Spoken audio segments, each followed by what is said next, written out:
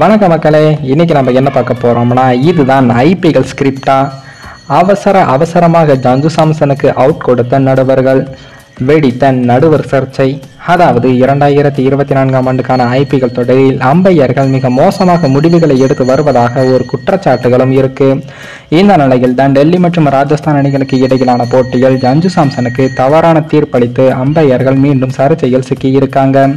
இதே போட்டியில் மிகப்பெரிய முரண்பாடாக ஒரு விஷயமும் நடந்து இருக்கு.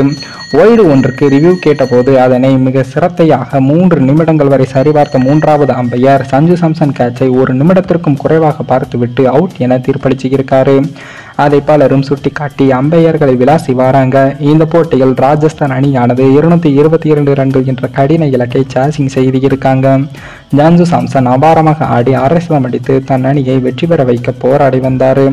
அப்போது அவர் அடித்த பந்தை சாய்ஹோப் அவர்கள் கேட்ச் பிடித்து இருக்காரு. அவர் பவுண்டரி எல்லைக்கு அருகே கேட்ச் பிடித்தால் தடுமாறினார். அவரது கால் பவுண்டரி கோட்டை தொட்டதா இல்லையா என்ற சந்தேகமும் எழுந்து இருக்கு.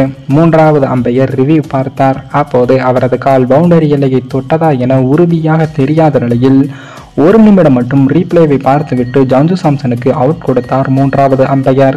ஆனால் ரீப்ளேவில் பார்க்கும்போது அவரது கால் பவுண்டரி கோட்டில் தொடுவது போல இருந்தது.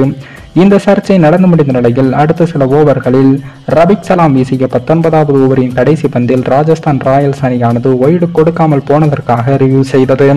சுமார் 3 நிமிடத்திற்கும் மேல் அம்பையர்கள் இதனை சரிபார்த்து இருக்கார்கள்.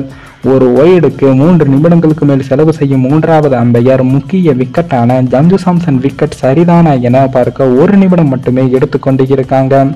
இதனை சுட்டிக்காட்டி கிரிக்கெட் விமர்சகர்கள் வருத்தெடுத்தும் வராங்க.